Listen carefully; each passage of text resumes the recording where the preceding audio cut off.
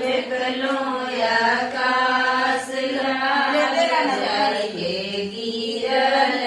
सूरज सविता के पास लाल जाए के गिरल सूरज सविता के पास लाल